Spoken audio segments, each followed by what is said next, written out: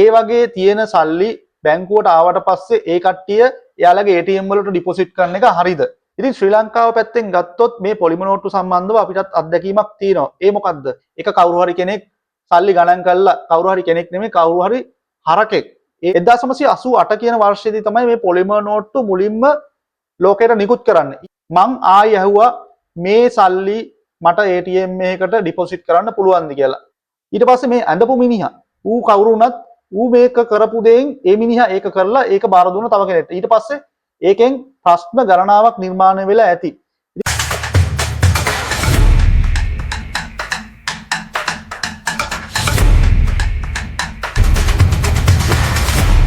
සියලු දෙනාම ආයිබෝන් කියලා පිළිගන්නවා. ඉතින් අපි අදත් තරන් ආව වීඩියෝ එකක්. අද වීඩියෝ එකෙන් අපි කතා කරන්න හදන්නේ කාලීන ගැටලුවක්. කාලීන ගැටලුවක් කියන්නේ මේ සමාජය විසින් සමාජයේ ඇතැම් පුද්ගලයන් විසින් නිර්මාණය කරන ලද ගැටලුවක් ගැන තමයි අපි අද කතා කරන්න හදන්නේ. මොකද්ද මේ? මේ අද අපි වීඩියෝ එකෙන් කතා කරන්න හදන්නේ ශ්‍රී ලංකාවේ මුදල් නෝට්ටු සම්බන්ධව. මුදල් නෝට්ටු සම්බන්ධව කියන්නේ මුදල් නෝට්ටු සම්බන්ධව තියෙන ගැටලු කිහිපයක් ගැන තමයි අපි අද මේ වීඩියෝ එකෙන් කතා කරන්න හදන්නේ. රයිට්? එහෙනම් අපි කෙලින්ම යන් වීඩියෝ එකට. ඉතින් මේ හැම දිනාටම එදිනෙදා ජීවිතයේදී මුදල් භාවිතා කරන්න සිද්ධ වෙනවා.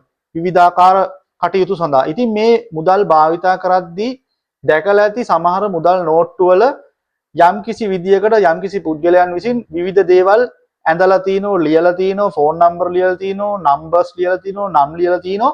ඉතින් ඇත්තටම අතීතයේ මේක බහුල වශයෙන් තිබුණත් දැන් මේ වර්තමානයේ වෙනකොට මේකේ අඩුවක් තියෙනවා. මොකද මහ බැංකුව විසින් දැනුම් දීමක් කරා යම්කිසි කාල සීමාවකදී මුදල් නෝට්ටු වල බලි රූප ඔය විකාර රූපී දේවල් ඇඳලා තියෙනවා නම් paludu වෙච්ච මුදල් තියෙනවා නම් ඒවා බැංකුව වලට බාර දෙන්න.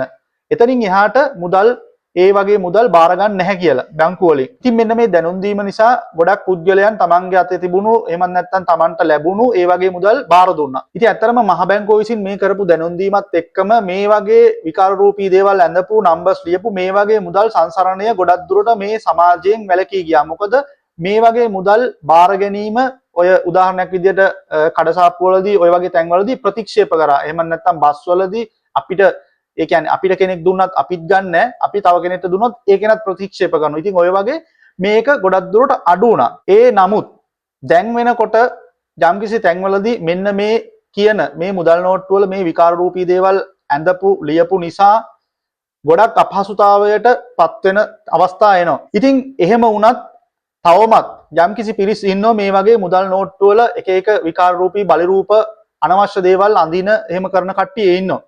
ඉතින් මෙන්න මේ හේතුව නිසා තමයි මෙන්න මේ වීඩියෝ එක මම කරන්න හිතුවේ. පුද්ගලිකවම මමත් ඒ ගැටලුවට අවස්ථා කිහිපයකදීම මුහුණ දුන්න නිසා. මේක මගේ විතරක් ගැටලුවක් නෙමෙයි මේ බලන ඔයාලටත් මේ ගැටලුවට මුහුණ දෙන්න සිද්ධ වෙලා ඇති. ඉතින් ඉස්සලම මම මගේ අත්දැකීම ඔයාලත් එක්ක බෙදා ගන්නම්. ඉතින් මම මේ මෑත කාලීනව යම්කිසි අවශ්‍යතාවයක් සඳහා මේ ප්‍රදේශයේ තියෙන බැංකුවකට ගියා. මම බැංකුවේ නම සඳහන් කරන්නේ නැහැ. ඒ බැංකුවෙන් මම මුදල් ප්‍රමාණයක් ලබා ගත්තා යම්කිසි අවශ්‍යතාවයකට. ඒ කියන්නේ අපි සල්ලි අරගෙන තවත් තැනකට දෙන්නනේ නැත්තම් වියදම් කරන්නනේ අපි සල්ලි ගන්න. ඉතින් මේ මුදල් ටික මම අරගෙන ගිහිල්ලා මම බැංකුවක ATM එකකින් ඩිපොසිට් කරා. මේ සල්ලි ටික ඩිපොසිට් කරන්න උත්සාහ කරා. ඉතින් මේ සල්ලි ගන්න වෙලාවේ මම ඒ බැංකු කවුන්ටරේ හිටපු ඒ නිලධාරිනියගෙන් ඇහුවා මේ සල්ලි ගන්න සල්ලි තවත් ATM එකකට ඩිපොසිට් කරද්දී ගැටලුවක් වෙන එකක් නැද්ද කියලා. මොකද මම මේ ප්‍රශ්නේ ඇහුවේ මම ATM වලින් අරන් තිනු සල්ලි බැංකුව වල ATM වලින් ඒ සල්ලි තවත් තැනකට තවත් බැංකුවක ATM එකකින් ඩිපොසිට් කරද්දී ඒ සල්ලි රිජෙක්ට් කරන අවස්ථා වලට මම මුහුණ දීලා තිනවා. ඔයාලත් ඒ වගේ මුහුණ දීලා ඇති. ඉතින් ඒ වෙලාවට චෙක් කරලා බලද්දී ඒ තියෙන සල්ලි වල යම්කිසි දේවල් එහෙම නැත්නම් මඩ පාරවල් නැත්නම් මොනවා හරි ලියලා එහෙම තියෙන අවස්ථා තියෙනවා.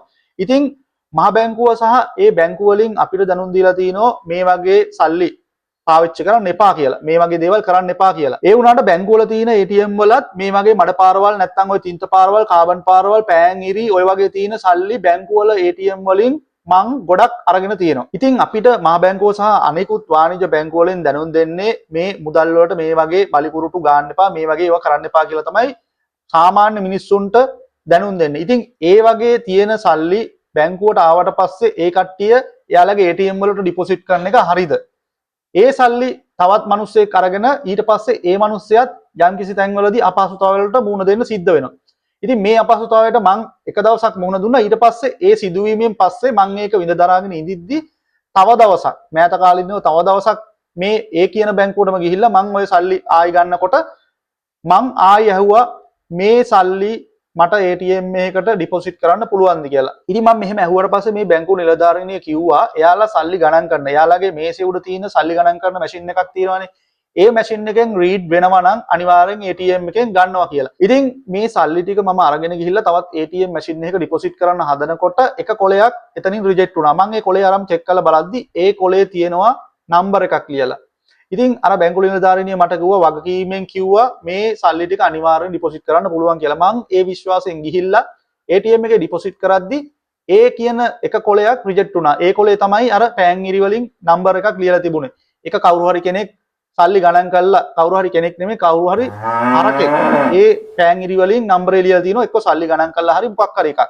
ඉතින් මට ආයෙත් ඒ අපහසුතාවයටම මුහුණ දෙන්න සිද්ධ වුණා. ඉතින් මේ වගේ සිදුවීම් වලට ඔයාලත් සෑහෙන්න මුණ දීලා ඇති. ඉතින් ඒ නිසා තමයි මම මේ වීඩියෝ එක කරන්න හිතුවේ. ඇත්තටම අපි එදිනෙදා භාවිතා කරන මේ සල්ලි වල, ඒ කියන්නේ මුදල් වල එක එක විකාර රූපී දේවල් අඳින එක, ඒ මුදල් වලට අලාභානි කරන එක නීත්‍යානුකූලව වරදක්. ඉස්සල්ලාම අපි බලමු මේ නීතියට අනුව මේ මුදල් වලට අලාභානි කිරීම කියන කරුණ කොයි වගේද තියෙන්නේ කියලා. ශ්‍රී ලංකාවේ පවතින නීතියට අනුව මුදල් වලට එහෙම නැත්නම් සල්ලි වලට අලාභානි කිරීම, ඒ විකාර රූපී දේවල් ඇඳීම දඬුවම් ලැබිය යුතු වරදක්. මේක නීතියේ සඳහන් වෙන්නේ මෙන්න මේ විදිහට. මුදල් නෝට්ටුවක අගය හෝ නිත්‍යභාවය නැතිවන ලෙස මහ ජනතාවට එහි භාවිතය අපහසු වන ලෙස හෝ එහි පෙනුම බරපතල ලෙස වෙනස් වන ලෙස ලිවීම, ඇඳීම, කැපීම හෝ ඉරීම. ඉතින් එහෙමත් නැත්නම් මුදල් විකෘති කිරීම. මේ අර මං කියපු සියලු වචන එකතු කරලා, ඒ කියන්නේ බලි රූප ඇඳීම, ඔය සියලු දේවල් ඔක්කොම එකතු කරලා තමයි මේ තනි වචනයක් විදිහට මේ කියන වචනේ පාවිච්චි කරන්නේ. මුදල් විකෘති කිරීම කියන එක තමයි මේ නීතියට අනුව මේ වරදක් වෙන්නේ, මුදල් විකෘති කිරීම. ඉතින් මේ මුදල් විකෘති කිරීම කියන වරදට ශ්‍රී ලංකාවේ නීතිය යටතේ දඬුවම් තියෙනවා. ඒක අපි කතා කරලා බැලුවොත් ශ්‍රී ලංකා මහ බැංකු පනත යටතේ සිතාමතා මුදල් නෝට්ටු විකෘති කිරීම දඬුවම් ලැබිය හැකි වරදක් කියලා තමයි නීතියේ කරුණ තියෙන්නේ. ඊට පස්සේ මේක තවදුරටත් අපි සාකච්ඡා කරොත් කුරුටු බලි ඇඳීම. ඒ කියන්නේ කුරුටු බලි අඳිනවා කියන්නේ ඔය මං ඉස්සල්ලා කිව්වා වගේ පොල් ටෙලිෆෝන් නම්බර්, නම්, ඔය වගේ ඔය බහූත විකාර දේවල් ඒවා. ප්‍රායෝගික දඬුවම විදියට තියෙන්නේ ප්‍රධාන වශයෙන් නෝට්ටුවේ නීත්‍යානුකූල ටෙන්ඩරයේ තත්ත්වය අහිමිවීම සහ මහ බැංකුව විසින් එහි වටිනාකම ගෙවීම ප්‍රතික්ෂේප කිරීම. මේ වෙළඳපොළේදී එහි වටිනාකම සම්පූර්ණයෙන්ම අහිමිවීමකට සමාන වෙනවා. මේක තමයි මේකේ තියෙන බරපතලම කාරණේ. දැන් මම උදාහරණයක් විදියට මගේ අතේ තිබුණොත් ඔය වගේ කියන මුදල් නෝට්ටුවක් මං ගිහිල්ලා ඒක තවත් තැනකට දෙනකොට ඒ කියන තැනින් ඒ මුදල් නෝට්ටුව ගැනීම ප්‍රතික්ෂේප කරනවා නම් ඊට පස්සේ මේ මුදල් නෝට්ටුව කොහොමද මන් දෙන්නේ? අපි සමාජයේ පුද්ගලයෝ කරන්නේ ඕක කොහොම හරි නවලා හරි නැත්තම් හදිසි තැනකදී ওই වගේ දීලා දානවා. ඒ අපි දුන්නත් තවත් තැනකට ගියාට පස්සේ ඒ මුදලම ඒ කියන ඒ නෝට්ටුවම තවත් තැනකට ගියාම තවත් කෙනෙක් ඒ අමාරුවෙම වැටෙනවා. ඉතින් ඇත්තටම හිතට තට්ටු කරලා බැලුවොත් මේ කරන දේ හැමෝම කරලා තියෙනවා. ඒ කියන්නේ මුදල් නෝට්ටු වල ලියන එක නෙමෙයි. Tamange අතට ආවොත් ඒ වගේ මුදලක්. ඉතින් මොකද අපිට ඒකේ පාඩුව විඳ ගන්නත් බෑ. මොකද දැන් උදාහරණයක් විදිහට රුපියල් 5000 කොලයක් ආවොත් ඒ රුපියල් 5000 කොලේ දැන් මම ඔය පෙන්නන්නෙත් ඒත් 5000 කොලයක්. ඒ කවුරු හරි බූරුවෙක් ඇඳපු එකක් කී තැනකට ගිහිල්ලා කී තැනක මිනිස්සු අමාරු වැටිලා ඇතිද? මම ඒක ගිහිල්ලා බැංකුවට ආයි දුන්නා, බාර දුන්නා. බැංකුවෙන් ආයි අරගෙන ඒක එයාලා මොනවා කරයිද කියලා මම දන්නේ නැහැ. ඒක තව කස්ටමර් කෙනෙක්ට යයිද නැත්ද මොකද්ද වෙන්නේ කියන එක මම දන්නේ නැහැ. හැබැයි මට හම්බුණු 5000 කොලේ මම ගිහිල්ලා බැංකුවට බාර දුන්නා. ඉතින් මේ 5000 කොලේ මට එන්න කලින් කී තැනක මේ විදිහට සැරිසරලා කී තැනක මිනිස්සු අපහසුතාවයට පත් වෙලා ඇද්ද? ඊට පස්සේ මේ ඇඳපු මිනිහා ඌ කවුරු වුණත් ඌ මේක කරපු දෙයින් ඒ මිනිහා ඒක කරලා ඒක බාර දුන්න තව කෙනෙක්ට. ඊට පස්සේ ඒකෙන් ප්‍රශ්න ගණනාවක් නිර්මාණය වෙලා ඇති. ඉතින් Taman ඒක කරන්න කලින් ඒකින්ද තමයි හිතට තට්ටු කරලා බලන්න මේක කළ යුතු දෙයක්ද කියලා. ඉතින් ඉස්සෙල්ලා මම කතා කරේ මහ බැංකු පනත යටතේ තියෙන දඬුවම් සහ ඒ නීතිමය කරුණු. දැන් මම මේ කියන්නේ ශ්‍රී ලංකාවේ දණ්ඩ නීති සංග්‍රහය යටතේ මේ මුදල් නෝට්ටු විකෘති කිරීම කියන ඒ කරුණු සම්බන්ධව තියෙන නෛතික කරුණු සම්බන්ධව තමයි දැන් මම කතා කරන්නේ. බරපතල විකෘති කිරීම සහ ව්‍යාජකරණය. එහෙම තමයි නීතියේ වගන්තිය තියෙන්නේ. ඊට පස්සේ දණ්ඩ නීති සංග්‍රහයේ 478 ආ යටතේ ව්‍යාජ මුදල් සෑදීම හෝ මුදල් නෝට්ටුවක අනුරුවක් හෝ මහ බැංකු අනුමැතියකින් තොරව නිර්මාණය කිරීම බරපතල අපරාධයකි. දඬුවම මේ කියන්නේ ව්‍යාජ මුදල් නෝට්ටු සකස් කිරීම සම්බන්ධව දඬුවම වසර 20ක් දක්වා සිර දඬුවම් හෝ දඩ හෝ දඬුවම් දෙකම. ওই දෙකම හෝ අවුරුදු 20ක් දක්වා සිර දඬුවම් ලබා දෙන්නත් පුළුවන්. මේ මුදල් විකෘති කිරීම නෙවෙයි, මේක ඇවිල්ලා ව්‍යාජ මුදල් නිර්මාණය කිරීම. ඒ කියන්නේ සල්ලි අච්චු ගහනවා කියන එක තමයි මේ කරුණ කියන්නේ. දැන් අපි කතා කරමු මේ මුදල් නෝට්ටු විකෘති කිරීම නිසා ආර්ථිකයට වෙන හානිය මොකක්ද කියලා. මම ඉස්සල්ලත් කාරණයක් කතා කරා මේ මුදල් නෝට්ටුව මේ විකෘති කරන නෝට්ටුවක් හම්බුනොත් ඒ මුදල් නෝට්ටුව ලබා ගැනීම ප්‍රතික්ෂේප කරන සමාජයේ විවිධ තැන්වලින්. දැක්කොත් බුවා නැත්තම් එබුවා. ඒ කියන්නේ දැක්කොත් අනිවාර්යෙන් මිනිස්සු ගන්න නැහැ. ඒ වගේ එකක් විශේෂයෙන්ම ওই 5000 කොලයක් වගේ තිබුණොත් ගන්නේම නැත. ඉතින් ඒ නිසා මේ මුදලට තියෙන වටිනාකම නැති වෙනවා. ඒක වෙනවා අනිවාර්යයෙන්ම. නියත වශයෙන් මේක වෙනවා. ඊට පස්සේ දැන් අපි කතා කරලා බලමු මේ මුදල් විකෘති කිරීම නිසා ප්‍රායෝගික බලපෑම් මොනවද කියලා. මේ මුදල් විකෘති කරොත් ඒ කියන්නේ නෝට්ටුවක ওই කුරුටු බලි ගාන ඒ දේ කරාට පස්සේ මේ මුදල සමාජයේ ප්‍රතික්ෂේප වෙනවා කියන කාරණය මම ඉස්සල්ලා කතා කරා. ඊට පස්සේ මේ වගේ විකෘති කරපු ඒ නෝට්ටුවක් ආවට පස්සේ මේක හැමතැනින්ම ප්‍රතික්ෂේප කරනවා. ඊට පස්සේ මේ මුදලට තියෙන වටිනාකම හානි වෙනවා. මොකද මේ ගෙවීමක් කරන්න බැරි නම් ඒකෙන් වැඩක් නැහැ නේ ඇත්තටම. ඊට අමතරව දැන් ඔය මුදල් නෝට්ටු හදන්නේ කඩදාසි වලින්. ඉතින් මේ කඩදාසියකින් හදපු මුදල් නෝට්ටුව අඹරලා පොඩි කළා පෑන්ගිරි වලින් ඇඳලා මඩ ගාලා ඔය වගේ දේවල් වලට මූණ දුන්නාට පස්සේ මේ නෝට්ටුව මේ කඩදාසිය කොලේ ආයු කාලය දිග වෙනවද නැත්නම් කෙටි වෙනවද?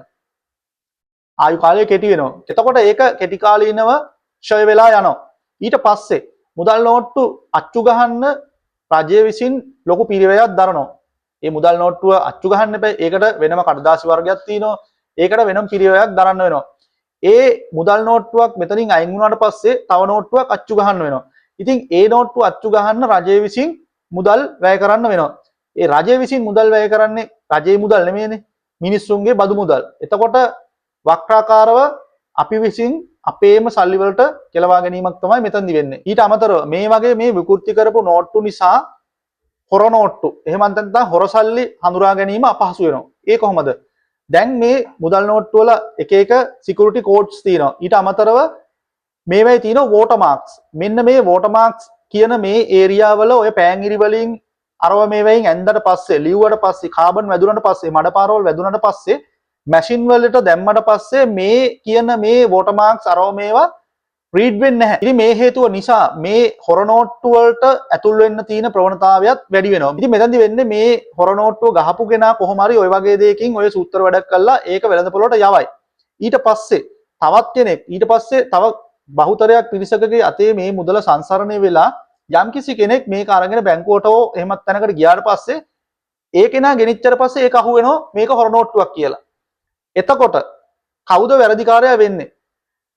ඉතින් තමන්ගේ නිර්දෝෂීභාවය ඔප්පු කරගන්න පුළුවන් කොහොම හරි. නමුත් අපිට වටයක් යන්න වෙනවනේ. ඒකට අපි ඇයි මඟ පාදන්නේ? ඉතින් ඒ නිසා මේ වගේ දේවල් ගැනත් අපි සැලකිලිමත් වෙන්න සිද්ධ වෙනවා. ඉතින් අපිට මතකයි කාලෙකදී අපි පාවිච්චි කරා 200 කොලයක්. මේ 200 කොලේ මං හිතනවා හැමෝටම මතක ඇති කියලා. මේ 200 කොලේ සාමාන්‍ය මුදල් නෝට්ටු වලට වඩා විශේෂත්වයක් තිබුණා.